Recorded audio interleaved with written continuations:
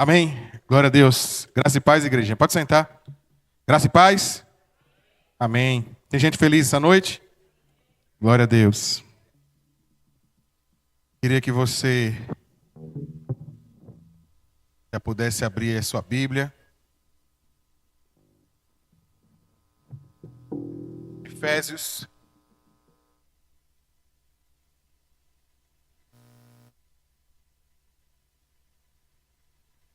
Nada mais justo que um sermão adaptado ao tema, né? Nada mais justo que um sermão adaptado ao tema, né? Queria começar com vocês em Efésios capítulo 5, versículos 1 e 2, um texto muito conhecido da igreja. Mas eu queria que você evitasse as distrações nessa noite, prestasse bastante atenção.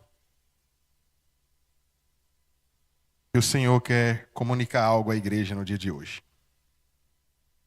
Sede, pois, imitadores de Deus, como filhos amados, e andai em amor, como também Cristo nos amou, e se entregou a si mesmo por nós, como oferta e sacrifício de aroma agradável a Deus. Amém? Esse texto é uma exortação. A gente pensa que exortação sempre é com aquele tom brigando, né? Exortação na Bíblia são expressões linguísticas, né? São formas de falar que provocam um comportamento novo, que provocam nas pessoas a ideia de que elas precisam pensar sobre sua própria vida, seu comportamento. Acredito que a Bíblia inteira é exortação do início ao fim, porque o tempo inteiro nós estamos vivendo uma luta. Essa luta também ela se reflete numa batalha que nós temos com a carne, e a palavra de Deus aponta uma vida de santidade que é oposta aos nossos desejos, para onde a carne quer nos inclinar. Então, o tempo inteiro nós estamos vivendo exortação. Aquele que quer viver em espírito, aquele que quer viver, muito obrigado, filho. Aquele que quer viver em espírito e em santidade está o tempo inteiro buscando uma palavra que sangre o seu ego, seu orgulho e a sua vaidade.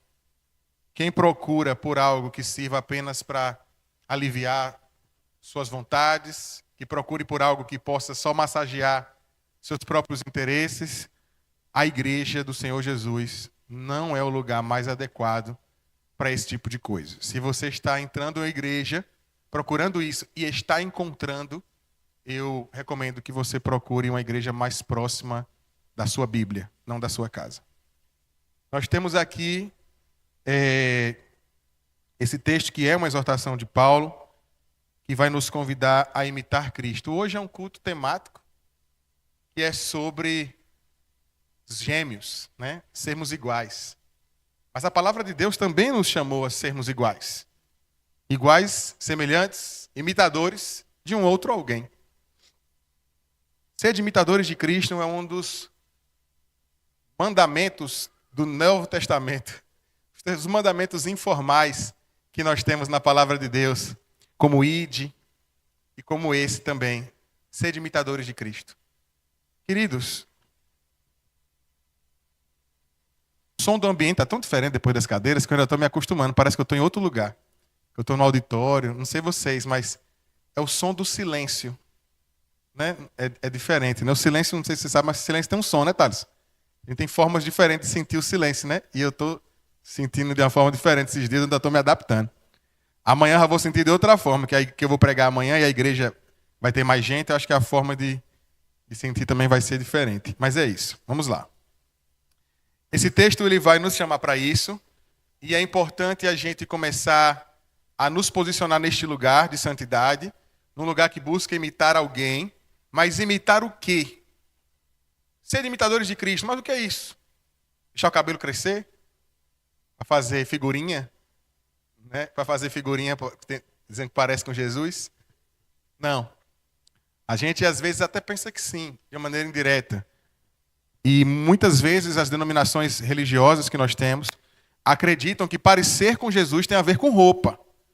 Parecer com Jesus tem a ver com o jeito que você fala. Também, com roupa, com o jeito que você fala. Então eu tenho que vestir como Jesus vestia? Não. você precisa carregar no seu coração a mesma distância da imoralidade, a aproximação com a santidade, que vai fazer você se vestir de maneira adequada. Não é igual a Cristo, porque as roupas daquela época não convêm para a nossa realidade de hoje. Todo mundo vai pensar que você está fantasiado no meio da rua, né? Todo mundo vai pensar que você passou ali em Jaciara Noivas e Fantasias, @Jaciara Noivas e Fantasias.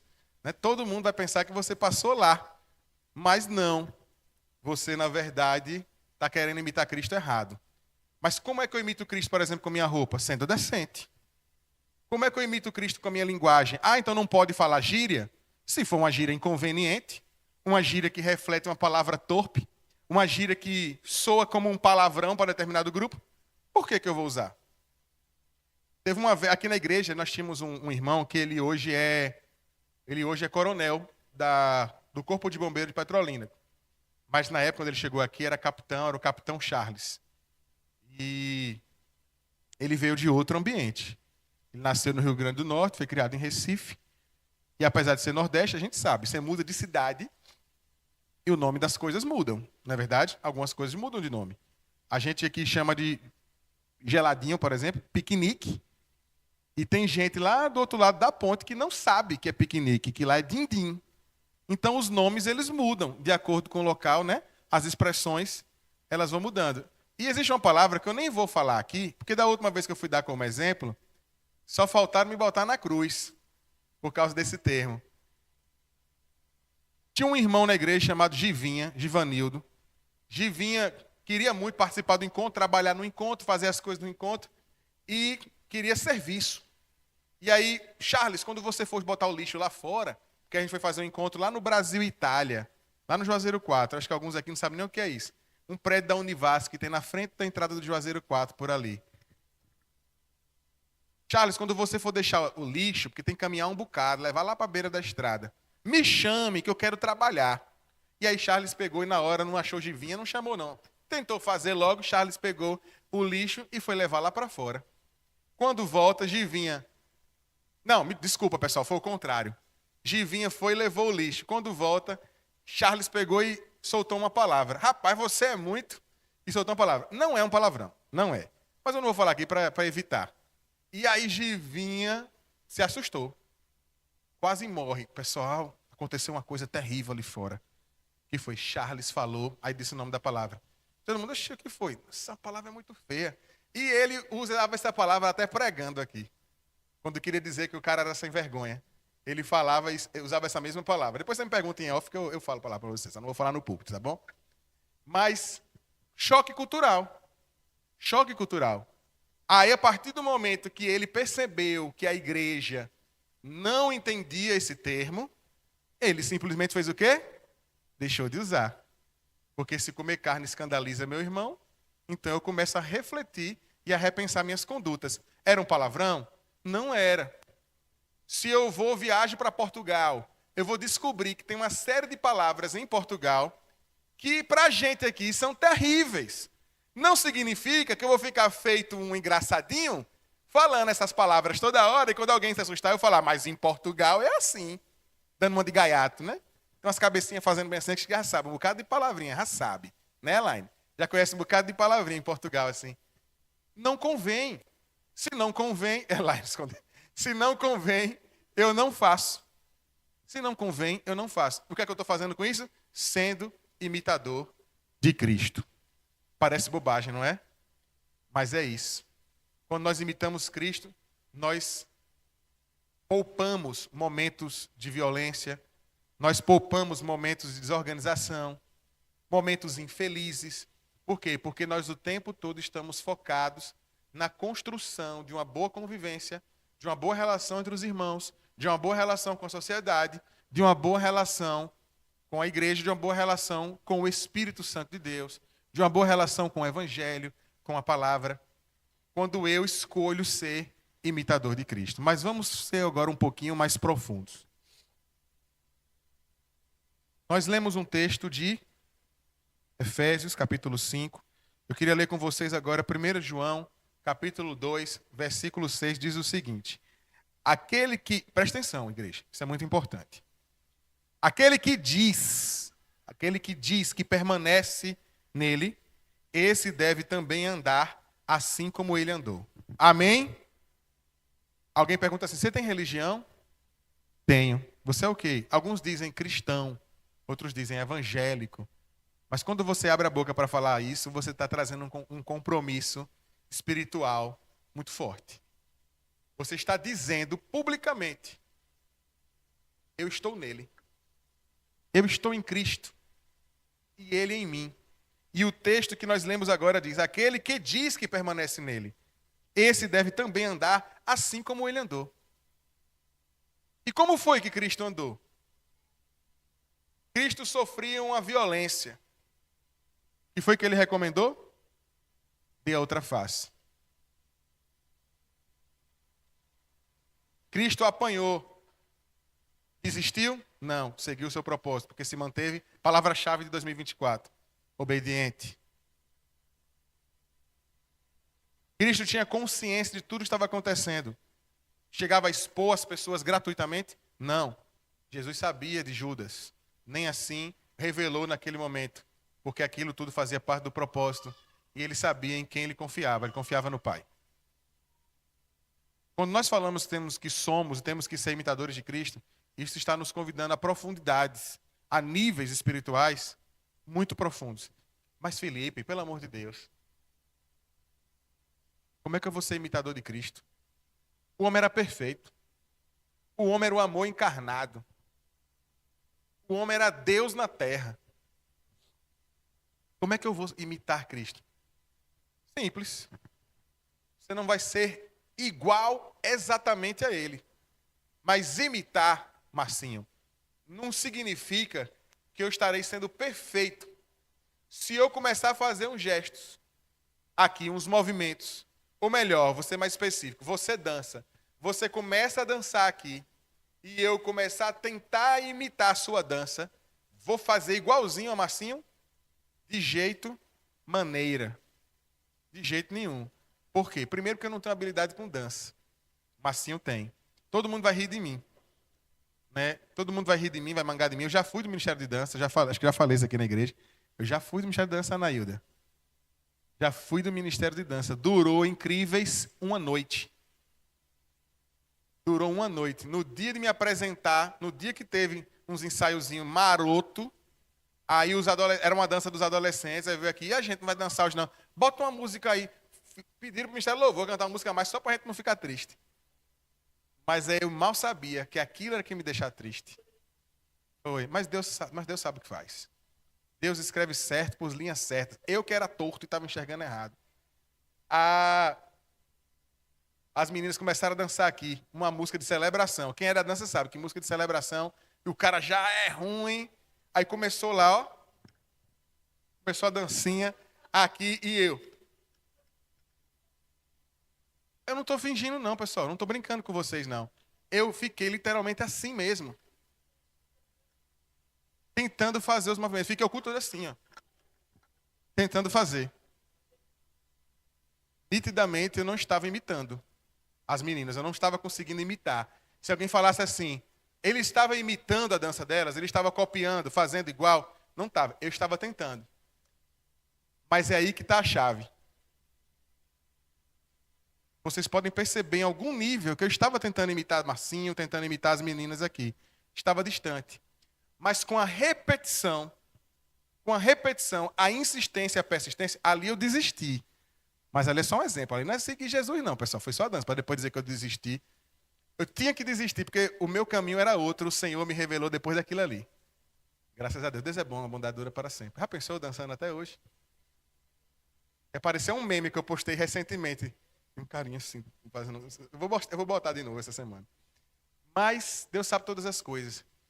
Mas eu estaria fazendo algo que ninguém estaria reconhecendo. Mas ia chegar um momento que os meus gestos, por mais que não estivessem perfeitos ou próximos das meninas, ou a um de Marcinho, que não tivesse exatamente igual, mas já em algum momento já poderíamos dizer, ele está tentando imitar.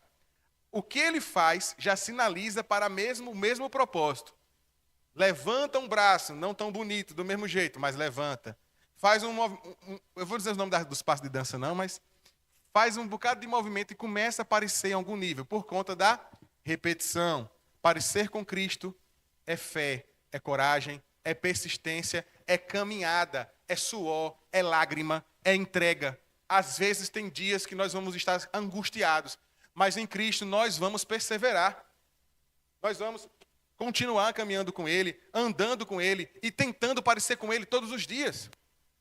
Tem dias que nós vamos estar mais cansados para nos movimentar. Tem dia que a gente vai estar indisposto para ficar de pé. Mas nós precisamos tentar todos os dias, querido. Porque a salvação que eu creio é uma salvação que é diária. E nós precisamos todos os dias lutar contra as coisas que nos afastam dele. Com as coisas que nos ofuscam dele. Porque quando nós começamos a parecer com Cristo, entra a melhor parte. Billy Graham dizia, eu disse isso aqui semana passada, nós somos a Bíblia que o mundo lê. Então, se eu começo a parecer com Cristo em algum nível, lá fora, vão começar a ver Cristo em mim. O pastor Teobaldo gosta de contar a história de um missionário que tinha um comportamento que tinha vergonha, às vezes, de pregar, não era muito de se expor, de falar de Cristo diretamente, tinha alguns receios, mas fez um projeto social, se conversava com a população de uma determinada forma, que no dia que chegou um missionário mais ousado e começou a falar de Jesus diretamente, sem medo para eles, as pessoas daquela comunidade diziam, nós já conhecemos este homem que você está pregando. Ele mora ali na quadra C. Como assim?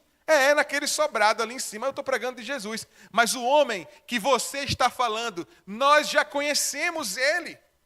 Tudo que você está falando é aquele homem. O que você está descrevendo é aquele homem que mora naquela casa. Sabe por quê? Porque aquele homem sabia imitar Jesus. Porque a forma daquele homem escolher, a forma daquele homem pensar, por onde os pés daquele homem andavam, o jeito que aquele homem olhava, o jeito que aquele homem deixava de olhar para algumas coisas, tudo daquele homem refletia santidade e refletia o coração inclinado em Cristo. Por quê? Porque a Bíblia que aqueles homens estavam lendo era a vida daquele homem.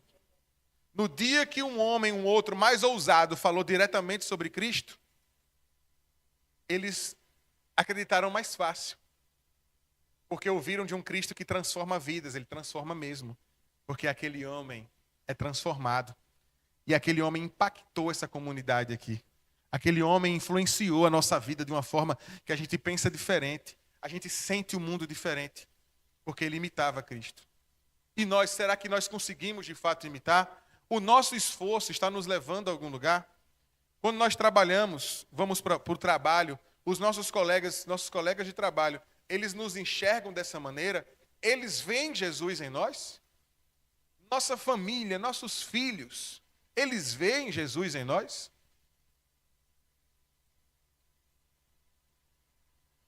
Nossos colegas da escola, da faculdade, eles veem Jesus em nós? Eu comecei a trabalhar como professor em 2012, em Petrolina. Em 2013, eu estava no Colégio Decisão. E foi um momento muito rico para mim, muito rico. Porque era uma escola que tinha muitos evangélicos. O Colégio Decisão tinha muitos evangélicos. Ela tinha uma coordenadora evangélica que atraía muitas pessoas a se matricular os filhos lá, então tinha muito. Então, no primeiro momento foi um choque para mim ver o comportamento daqueles meninos que eu via nas igrejas, nos congressos e tal, conhecia seus pais e via comportamentos horríveis. E era quase uma regra, inclusive alguns daqui. Era quase uma regra. Comportamentos horríveis, às vezes piores do que os que não eram nada. Mas tinha muitos de vocês já me ouviram falar isso, mas tinha um que chamava minha atenção, positivamente, que era João Paulo, filho do pastor Neto. João Paulo, marido de Daphne. João Paulo foi meu aluno. Era desse tamanho aqui, ó. Não era, Thales? João Paulo era desse tamanho aqui. Todo mundo tinha medo, achava que João Paulo não ia crescer, não era, Thales? Eu achava que não ia desenvolver. Mas naquele ano de 2013, o menino deu um boom, cresceu, cresceu que só. Mas ele pequenininho ali, bonito, era modelo da escola, estampava o outdoor, emo. cabelinho emo, assim, emo-core. Aí, parecia Justin Bieber. Versão gospel não, sertão. Gospel sertão. Ele estampava os fundos dos ônibus na época, saía em outdoor. As menininhas eram, Daphne que não me ouça, as menininhas eram apaixonadas por João Paulo na escola. Tinha uma menina, João Paulo estava no primeiro ano do ensino médio, tinha uma menina do sexto ano, do sétimo ano, antiga sexta série, que a menina era apaixonada, dos 68 pneus por João Paulo. Todos que passavam por situações semelhantes se aproveitavam da situação. João nunca deu nenhuma ousadia para essa situação. Sempre dentro da escola se privou. Era adolescente, gente. Tinha suas falhas, seus momentos, como qualquer adolescente. Mas João tinha um determinado foco e uma compreensão dos valores ao qual ele foi criado. E isso tinha uma influência que era perceptível nele. Os mais novinhos, eu nem tive muito contato, mas os do ensino médio, João Paulo era quem de fato chamava muita atenção. Esse comportamento me marcou. Por quê? Porque eu fui um aluno complicado no meu ensino médio. Eu não era o João Paulo no meu ensino médio. Eu era o triste, o terrível. Não era no que diz respeito às menininhas. Até porque também a minha beleza não facilitava, né? Mas esse não era um problema meu, mas eu era da resenha. Eu filava a aula dentro da escola. Teve um dia que, no terceiro ano, a gente escolhia se era de espanhol ou era de inglês. Na hora da aula, aí os outros ficavam de aula vaga. Na aula de espanhol, eu era de inglês. Na hora de inglês, eu era de espanhol. Então, eu nunca estava na aula em aula de língua estrangeira nenhuma. Quando o professor, o coordenador chegava, Pedrão, está tendo aula de espanhol, eu sou de inglês. Chegava de inglês, está tendo aula de inglês, eu sou de espanhol. Fiquei quase metade do ano nisso aí. Um belo dia, não deu. Procurou, o coordenador procurando, e eu e um amigo meu só fugindo pela escola. Entrei na sala, a professora, saiam daqui agora. Com sotaque espanhol, né? Sai daqui agora! Me tirou. Que ela era peruana. Maria Luísa, peruana. Agüera, para fora. Aí, tirou-me, da sala, saí, me escondi no banheiro, rodei essa escola toda, ao ponto de que eu subi uma hora na quadra, Moraizinho era nosso coordenador, cadê Pedrão e Pinha? Pinha era o meu parceiro. Cadê Pedrão e Pinha procurando, e eu lá, dentro de um negócio que dava para se esconder, uma estrutura de concreto que tinha, e embaixo era um pergolado. E a gente se escondendo em cima do pergolado, que tinha escalado o muro da escola, e embaixo a careca do diretor, do dono da escola. Era só olhar para cima e minha vida estava perdida. Deus estava me dando uma chance naquele momento. Só aqui o Lex Luthor, a carequinha bem lisinha assim. Eu bem aqui assim, o Moraes que não me ouça, nunca cheguei nele essa live. Só detalhes. Aí eu bem aqui, em cima, meu amigo, e ele, cadê Pedrão, não sei o que e tal. Naquele dia, na hora que saiu, que passou o horário da aula, a gente pegou a mala, o coordenador, vem aqui. A mala, ó, a bolsa. Ei, só na curiosidade mesmo, vou punir vocês não. Vocês estavam onde, velho? Rodei a escola toda, meu irmão. E não achei vocês. Aí o bonitão, a gente ficou ali em cima de não sei o que e tal, não sei o que. Pronto, amanhã você só volta com a cartinha do seu pai. Nessa pegada. Então foram muitas coisas, eu contando história para inspirar os meninos. Ó. Eu não vou contar tudo não, para não... Mas eu acho, por exemplo, eu fui o pioneiro a usar celular em prova. Acho que o pioneiro no Brasil fui eu. Na época, celular com Bluetooth era raríssimo. E um cara foi para fora do país, um amigo nosso trouxe um, a gente comprou usado, aí eu tinha esse celular com câmera, na época ninguém tinha, fiz várias peripécias com esse celular na hora das provas. Não me orgulho, pessoal. Porque quando eu me tornei professor, que eu vi aquele perfil de aluno, eu me vi, eu dizia, então eu era esse cara. Então eu era paia desse jeito, meu irmão. Que triste, que terrível. Então quando as pessoas olhavam para mim, era esse sentimento que elas tinham, esse que eu estou tendo quando eu olho para os outros. Vixe, eu era um mala mesmo. sem vergonha. Enfrentava a professor na sala. Agora, e às vezes eu ficava pensando, então eu soava muito hipócrita da minha parte. Que às vezes quando falava mal de evangelho, sei o que, eu pegava ia defender, mas que hipócrita. Defendia o evangelho, cheio de moral, cheio de recurso linguístico, bom de fala, mas estava ali, filando aula, aprontando, e eu andava com os piores. Eu fui pioneiro dos canais de YouTube de presepado em Juazeiro. Meus amigos, a gente se reunia, ia tomar banho naquela cachoeirinha artificial do Água Center. Igualzinho a Jesus, andava com os piores, é verdade, não tinha nem parado para pensar nisso. Mas de um jeito bem diferente, né? Andava, a gente fazia, se jogava no ônibus, homem tombo, lembra disso que tinha no Pânico? Homem tombo, se jogava no ônibus, o povo, eita, ajudava a senhorinha, ajudando a gente, tudo fingido, para gravar vídeo. Gravar vídeo em 2006, há 18 anos atrás, vocês pensando que isso era novo. Porque eu andava com um menino que sonhava em gravar vídeos para um dia fazer um currículo para mandar para o Pânico na TV, para trabalhar no Pânico. E eu andava com essa peça rara. Hoje é polícia. Nossa polícia. Essa galera aí. Hoje é policial essa figura. Mas gente boa. Deus muda, meu. Deus faz a obra. É crente. Para honra e glória do nome do Senhor Jesus. Deus faz a obra, gente. Exatamente. Mas é isso. Então eu comecei a perceber e o tempo vai moldando, o tempo vai ajustando, a maturidade vai chegando às vezes de uma maneira lenta, mas a gente vai percebendo, a gente vai se encaixando e a gente vai percebendo, poxa, eu não pareço com Jesus. Eu não pareço. E aí, demorou, gente, demorou. Os 19, 20, 21 anos foi quando eu comecei a... Já estava melhorando, mas foi quando eu comecei a ter melhores posicionamentos. Foi nessa época, 21, 22, 23 anos. Olha que detalhe, criado dentro da igreja. Filho do pastor, a vida inteira. Pois é, cedo ou tarde, uma hora a conta chega. Não é verdade? Mas graças a Deus, nada disso foi o suficiente para me tirar do caminho do Senhor. Nada disso foi o suficiente para me roubar de Deus. Mas pode ser que eu tivesse chegado perto. Algumas coisas eu carregava dentro de mim, os valores e convicções. Por isso que a Bíblia diz, ensina o menino no caminho que deve andar e quando envelhecer não se desviará dele. Não bebia, não aprontava, não saía para ver as meninas, não ia para as festas com eles. Algumas coisas eu me limitava e eu tinha essa convicção de que eu não podia fazer. Mas não era o suficiente para parecer com Jesus. Porque eu parecia como um religioso.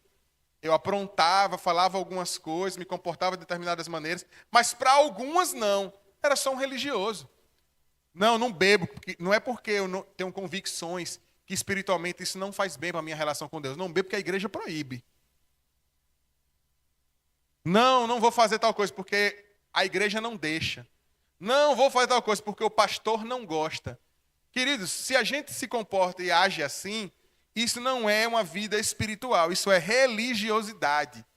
O Senhor nos convida para uma consciência nele, reformada e convicta da nossa fé nele. E a gente deixa ou faz as coisas por conta do nosso vínculo e da nossa vontade de viver uma premissa muito forte da nossa relação com a palavra, que o que importa é agradar a Deus.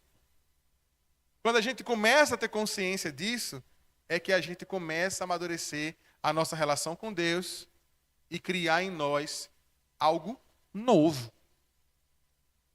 Por isso que eu disse lá no início, todo dia, queridos, a gente precisa se converter de novo. Não precisa vir à frente toda vez que o pastor chamar, não. Mas todo dia tem essa convicção de que você está refazendo a sua aliança em Cristo. Você está vencendo o pecado diariamente. Você está vivendo de novo a chegada da graça diariamente. Tudo isso começa a vir com uma percepção de maturidade. A nossa relação com Cristo se baseia muito em uma consciência com Ele. Mateus capítulo 5, versículos 14, 15 e 16.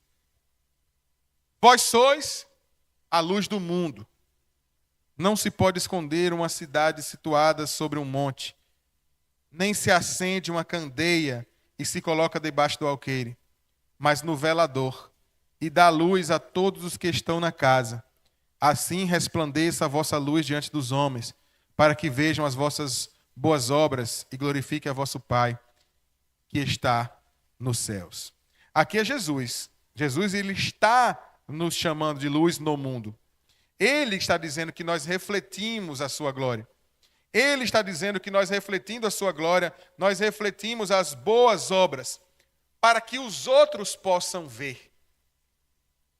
Vocês percebem isso? Nós fazemos algo que há em nós, que reflete Cristo em nós, é de fato para que os outros possam ver. O que nós fazemos aqui na igreja é de fato para que as pessoas possam ver lá fora. O que nós fazemos em Cristo é realmente para que as pessoas possam ver. Não vamos botar na internet, não vamos aparecer, não vamos ficar publicizando tal coisa, porque eu não quero aparecer, não quero que a igreja fique uma igreja midiática. Não.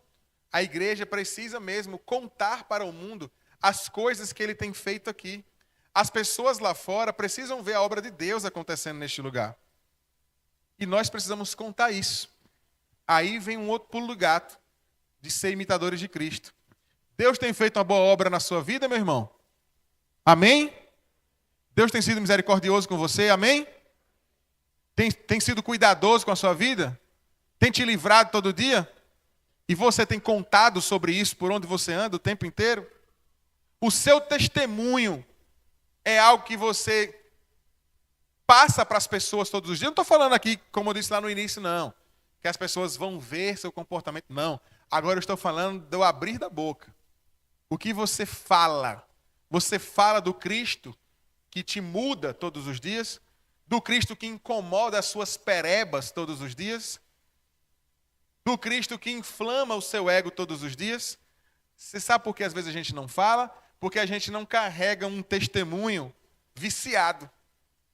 Porque a gente só quer falar por aí da nossa vida se Deus fizer em nós uma obra evangelicamente e culturalmente no nosso universo legal de se contar. Fui curado de um câncer, me livrou de uma morte, de uma coisa, fui sequestrado, me levaram, não sei o quê, cavaram a minha cova e ainda consegui livrar, não sei o quê e tal. É um excelente testemunho. Mas parece que a gente só quer contar quando é assim. Mas todo mundo aqui tem um testemunho para contar. Todo mundo. Ah, mas é porque eu não consigo lembrar agora e tal. Tem.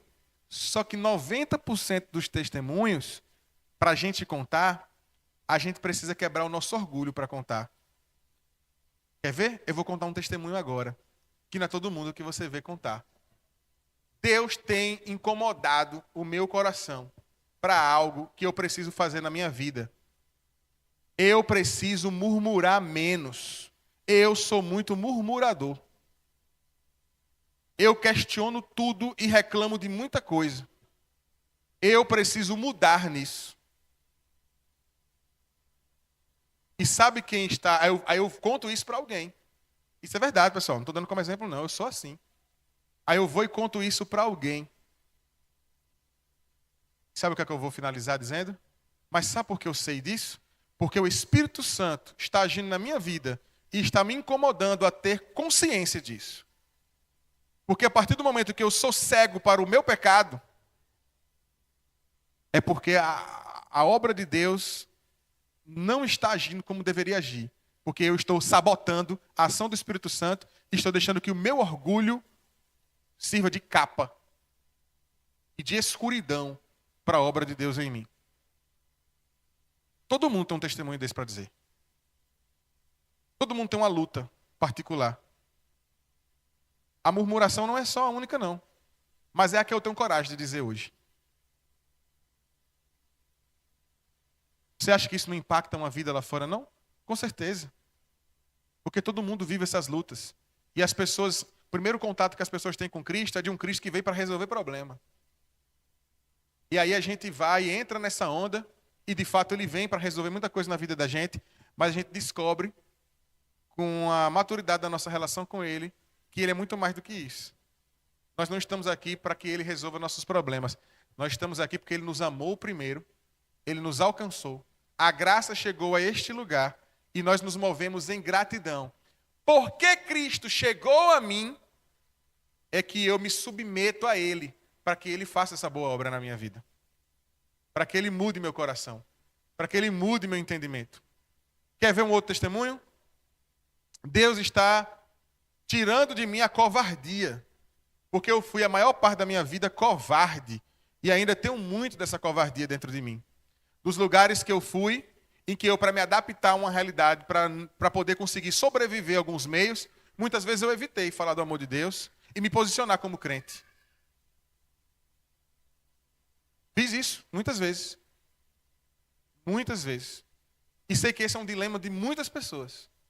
E eu falo isso como pastor da igreja, expondo um pecado que eu tenho, que eu preciso rever e lutar contra ele todos os dias, para que vocês saibam e tenham consciência também de que vocês precisam se expor para Deus, para que Ele faça boa obra na vida de vocês. A gente precisa, queridos, parar com essa de forçar que é forte, de forçar que é santo, de forçar que é bonitão, de forçar que é perfeito. Está na hora de acabar com isso, gente. Não vai para o céu quem é assim, não. A Bíblia diz que Jesus veio para os doentes, para os fracos. Não estava falando, e para os pobres. Não estava falando que Jesus veio para quem não tem dinheiro, para quem está de fato doente. Jesus veio para todo mundo, porque todo mundo está nessa condição. Há até uma ironia nessa afirmação. Porque, na verdade, ele está dizendo, você só precisa se perceber assim. Porque assim você é. Fraco, pobre, vulnerável, nu, vazio. Se perceba assim para que Deus faça a obra. E Deus está fazendo a obra na minha vida. Me trazer para um lugar de consciência sobre as minhas dificuldades é sinal da falência do meu orgulho. E eu vou carregar meu orgulho comigo enquanto eu for vivo. Mas ele não vai mais me dominar como antes. Mas ele vai estar lá. Não pense que as coisas elas desaparecem da vida da gente. Na verdade, a gente amadurece a nossa dependência em Deus para que essas coisas sejam silenciadas. Mas se a gente não vigiar, essas coisas ainda estão lá e vão dominar de novo. Nós lemos aqui na Bíblia, nós lemos aqui um texto recentemente de Caim e Abel, no culto de domingo, no culto de sábado, em que nós falamos que no capítulo 3 de Gênesis, no versículo 7, Deus diz assim a Caim, Caim, cuidado, o pecado quer te conquistar, mas é você que deve dominá-lo. O pecado está aí, querido, ele está aí, ele ronda a nossa vida. Existem algumas coisas dentro de nós que são inclusive anteriores ao pecado, e a gente precisa vigiar contra elas. Como assim?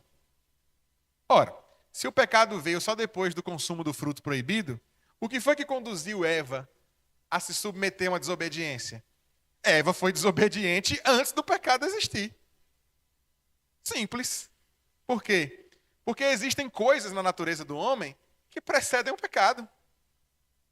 Entre elas o orgulho, a resistência, a vontade e a vaidade. Eva foi vaidosa. Vaidosa. A vaidade precedia o pecado, queridos. Não pense que o pecado trouxe maldade para o mundo, não. Ele definiu a maldade como algo pertencente a Satanás. Mas a verdade é que o homem, por mais que ele fosse semelhante a Deus, ele não era perfeito como Deus. Ele já nasce vulnerável ao erro. E essa vulnerabilidade é muito pior. Você que critica a Eva, que faz as piadinhas e os memes, quando eu chegar no céu, eu vou perguntar a Eva, né? Dores de parto, vou perguntar a Eva. Ô Eva, faz seu mal. Agora eu estou sentindo, a culpa é sua, né? Pois é, você vive um nível de vulnerabilidade hoje para o mal muito maior do que o de Eva. Porque hoje você tem a luta contra a sua natureza, a luta contra o pecado. Você tem essa luta hoje. Uma influência de uma sociedade, nem existia sociedade no tempo de Eva. Ela era a própria sociedade. Ela era o próprio sistema. Ela era o próprio governo.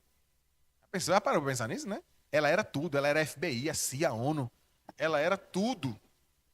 Junto com Adão. Hoje você tem influência do Estado. Você tem influência da mídia. Você tem influência dos seus amigos. Você tem influência da internet. Você tem influência do seu vizinho. Você tem influência, às vezes, da sua família, que às vezes traz uma influência negativa. Você tem uma série de coisas que vão fazer parte da sua estrutura que te levam para baixo. E não é para baixo emocionalmente, não é para baixo mesmo, é para perto do coração de Satanás. Tá cheio de meme aí agora, né? Que o cara vai dar uma ideiazinha. Como é seu nome? Satanás. Aí o vídeo corta antes dele dizer o ais. Né? Exatamente. Então a gente precisa vigiar, queridos. Nós queremos encher esse lugar, amém? Nós queremos alcançar nossas famílias, amém? Exatamente, mas precisamos vencer essas lutas. Parar de murmurar, vencer o orgulho, vencer a vaidade, vencer a maledicência, a fofoca, ser mais prudente no falar, mais prudente também no ouvir. Às vezes uma pessoa contou uma coisa e você já tomou 60 interpretações. Seu coração já está fervilhando de raiva, eu nem ouvi a história direito. Que crente é esse, meu irmão? Você está imitando quem? Está imitando Satanás. Eita, Felipe, estou imitando não é bem assim também. É bem assim. Quem não agrada a Deus, agrada a Satanás. Quem não vive com o Senhor e não tem preocupação em parecer com Ele, está servindo, claro, que às vezes não é de uma maneira confessional. Satanás, a ti eu pertenço. Não, não é confessional. Mas está servindo a Ele. Porque as suas vontades, o seu caminho, as suas escolhas servem unicamente aquilo que Ele quer que você faça. Então o diabo, ele não precisa, igreja, estar se apresentando para você. É diferente de Jesus. Jesus aparece, se manifesta na sua vida.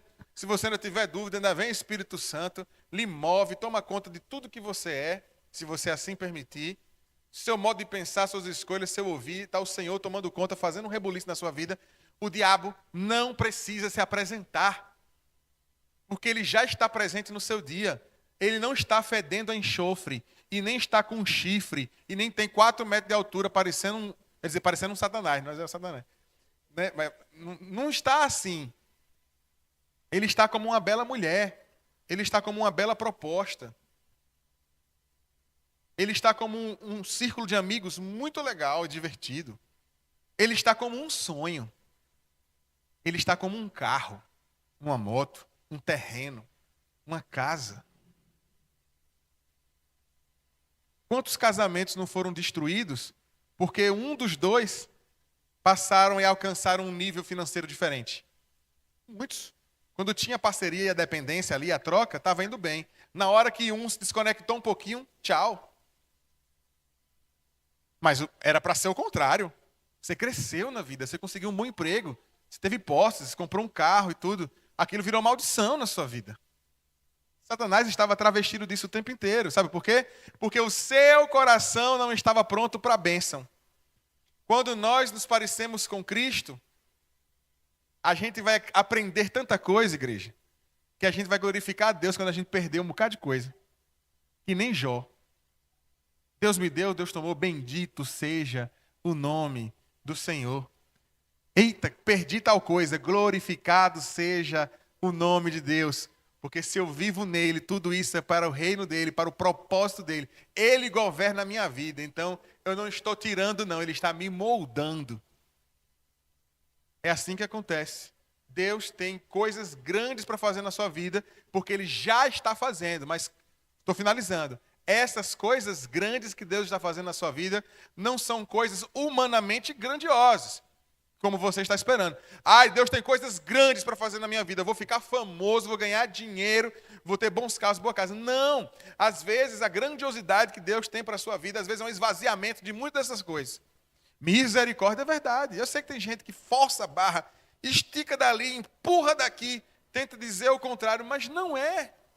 Imitador de Cristo. Cristo é um Deus que se esvaziou de sua divindade, de sua glória, que saiu de seu trono, que veio à terra como um homem para viver como uma espécie falida, vencida, arrogante, violenta, rasa, e ele veio à terra como homem, para que ele pudesse o quê? Viver do melhor? Não, para que ele pudesse sentir dor, para que ele pudesse sofrer, para que ele pudesse ser humilhado, mas para que tudo isso pudesse glorificar o nome de Deus, para que isso direcionasse para um lugar da suprema humilhação, que era a morte, que os homens, que os seus, para o qual ele veio, o levasse para a cruz para condenar. Nós estamos falando de um Deus, o único Deus soberano, que saiu deste lugar de glória para viver todo esse sofrimento, por amor a um grupo de imundos, ao qual por algum motivo ele amou, e ele viu diferente este povo, que não valia nada, que nem justos eram, mas ele justifica, empresta para nós um valor que é dele, mas que não é nosso, e nos coloca em um lugar novo. restaurado, não para viver riquezas, mas para dizer ao mundo: dê a César o que é de César, pois o que eu tenho para você é algo novo. Você pode saciar a sua sede com esta água, mas a água que eu tenho vai te saciar de uma sede diferente. Você pode estar procurando pão, mas nem só de pão viverá o homem, mas de toda palavra que sai da boca de Deus. Aqui a gente começa a entender que nunca foi sobre essas coisas deste mundo, mas das coisas para o qual o mundo, Deus está nos preparando para ir, para estar com Ele na eternidade. É sobre isso. Deus está nos preparando para isso, igreja. Não tenha medo do amanhã, se o seu coração, se a sua vida está nele. Confia no Senhor e o mais Ele fará. O mundo está tentando te empoderar, mas o Senhor quer te esvaziar, te levar ao pó, para que você perceba que sendo nada, passa a ter tudo, pois o seu tudo está nele e não neste lugar. O Senhor nos leva para um lugar onde nós não ouvimos nada, onde não vemos nada, onde não sentimos nada, porque as coisas que Deus tem para nós não pertencem ao mundo sensível, mas ao mundo espiritual. Cristo não veio para trabalhar na sua vida como um psicólogo. Jesus não veio para ser um médico físico. Ele até pode te curar emocionalmente, ele pode te curar espiritualmente, emocionalmente, fisicamente. Ele pode promover mudança financeira na sua vida. Deus não é economista. Deus não é um médico como nós conhecemos físico. Deus não é um professor. Deus não é o dono de uma faculdade, de um curso. Deus não veio para dar bolsa de estudo. Deus não veio para nada disso. Mas Ele, na sua infinita misericórdia, pode até lhe proporcionar essas coisas. Mas o nosso propósito nele não é para obter essas coisas. Nós nos movemos nele porque Ele nos alcançou para viver nele. E a Ele pertencemos. E aqui nós glorificamos o nome de Deus. Este é o Senhor ao qual eu sirvo. É o que você serve também? Amém. Um texto da igreja serve, é esse mesmo Deus que eu sirvo. A outra parte parece que não, que eu falei assim, o pessoal não entendeu muito. Mas é isso, igreja. Fiquei até cansado agora. Deus é bom, sua bondade e misericórdia dura para sempre. Este é o Deus que eu sirvo, é o Deus que você serve? Eita, que o povo se converteu. Tem muita gente para vir à frente hoje. Amém, glória a Deus. Queridos, é esse amor. Ele nos amou primeiro, moveu em sua misericórdia, em sua graça, nos levou para perto do seu coração, das suas intenções que são boas. Este é o Senhor. Não tenha medo do amanhã. Ora, fala com Deus. Eu vou fazer uma prova. Entrega ao Senhor, faça a sua parte. Estuda, obviamente. Não fica esperando por um milagre que a caneta vai marcar a questão sozinha. Aí você está desafiando Deus, está zombando de Deus também quando você faz isso. Ai, Deus, não sei o quê. Não, Deus ajuda quem cedo madruga, né? Tem na Bíblia isso, né? Tem não, pessoal. Deus vai, na verdade, Ele vai de fato honrar aquela pessoa que se esforçou. Você também precisa se esforçar em algum nível para seus projetos. Mas se esse projeto é um projeto que não agrada o coração de Deus, que vai lhe encaminhar para um lugar de desespero, de morte, você não vai realizar. Aí você vai ficar triste. Eita, parece que Deus, o céu está de bronze. Eita, já viu essa expressão? Parece que o céu está de bronze. Eita, parece que Deus se esqueceu de mim. Ai, Deus não me ama. Ultimamente, o povo tinha até parado de falar essas coisas, mas de uns tempos para cá, o povo começou a falar de novo. Ai, Deus não me ama, Deus não me quer. Deus não gosta de mim. Deus não te quisesse, não tinha feito nada disso. Agora, que Ele, de fato, não vai viver a divindade dEle exclusivamente para você, Ele não vai mesmo, não. Tem muita gente que o Senhor também está preocupado, né? Mas Ele também está preocupado com você. Mas essa preocupação de Deus com você não é para fazer sua vontade, não, viu? E você que pensa dessa maneira, Deus ainda vai te dar muita rasteira. E eu quero assim. Porque Deus gosta, sabe de quem? Dos amostradinhos. Ele quer pegar você de fato, da rasteira, pegar a sua cara, espalhar você todinho assim com o chão, no pó. Você levanta a cinza, pensa que acabou, Ele bota de novo. Tira, pega você, agora sim, Senhor, dá outra rasteira, cai no chão de costa, bendito seja o nome do Senhor. Machucou o cotovelo, quebrou, teve que ir para a sorte, tudo bem, bendito seja o nome do Senhor. Quebrou o pé, vai ter que ficar um gesso uns 4 dias andando assim, tudo bem, bendito seja o nome do Senhor. Estou brincando, pessoal. Mas Deus vai fazer assim. Tem gente que está tão orgulhoso, está tão cheio de si, que vai cair, meu irmão, vai cair. vai ficar pobre, vai falir, vai esquecer um bocado de coisa, às vezes vai adoecer. Ai, Deus permitiu a doença? Não. A doença que já faz parte da nossa vida, Deus vai chegar, às vezes chega na vida de todo mundo, Ele vai usar dessa doença para você ter uma oportunidade para repensar tudo. As coisas acontecem na vida do crente. Aí o crente precisa ter discernimento espiritual para perceber quando Deus está fazendo isso e quebrar esse orgulho. Porque a igreja e a humanidade do século XXI, ela é triste. Toda empoderada, toda vaidosa, toda dona de si, toda cheia de moral. E o Senhor, daqui para frente, é algo que eu percebo, manifestado pelo como Ele se apresenta ao Evangelho, como Ele se apresenta na Bíblia, e como o mundo está hoje, eu tenho convicção de que o próximo tempo, o tempo que está vindo, não é um tempo de grandes coisas humanas, é um tempo de empobrecimento humano, mas de enriquecimento espiritual. Deus vai tirar muita coisa da sua vida, amém? Gostei, glória a Deus, a igreja captou a mensagem. Deus vai tirar muita coisa. Tem muita oportunidade que você vai perder, aí você vai ficar triste, coisas que você achou que estava na mão e não vai chegar, que massa. Bendito seja o nome de Deus. Aquele vestibular que você é o próximo a ser chamado, mas vai fechar a lista, não vai chamar você. Aí você, eita, meu Deus, todas as coisas cooperam para o bem daqueles que amam a Deus. Senhor Deus, muito obrigado, sua vontade está sendo feita neste lugar. Aquele que vive em Cristo, querido, vive um nível de dependência que não está ligando para essas coisas, não. Creia no Senhor. Por fim, é isso. É isso que é ser imitador de Cristo. Cristo poderia ter desistido, Cristo poderia ter mudado a rota da sua vida, mas ele se manteve em obediência, se manteve vinculado ao Pai e se manteve sempre firme, não a este mundo. Tem um vídeo recente que diz que Jesus era rico, ele tinha até casa na praia, né? Você viu esse negócio aí? Exatamente. Esse texto é tão interessante, porque o próprio texto diz que a casa era da família de Pedro, né? Não era nem dele. Mas a galera faz o que quer, né? Exatamente. Jesus não era assim, pessoal. Não era rico, era pobre mesmo. Foi difícil mesmo. Já nasceu perseguido, tendo que se esconder. Não nasceu nem no distrito, nasceu num povoado. Porque Jesus Cristo de Nazaré, mas nem em Nazaré Jesus nasceu, ele cresceu. Ele nasceu num lugar que nem cidade era. Jesus nasceu num conglomerado de uma regiãozinha de padarias, que era Belém, que significa casa do pão, porque era uma região em que se confeccionava pães em algumas das casas. Então, Jesus nasceu em um lugar muito pequenininho, muito simples, foi perseguido desde o início e isso sinalizava como a vida do Senhor estava esvaziada para as coisas dessa terra.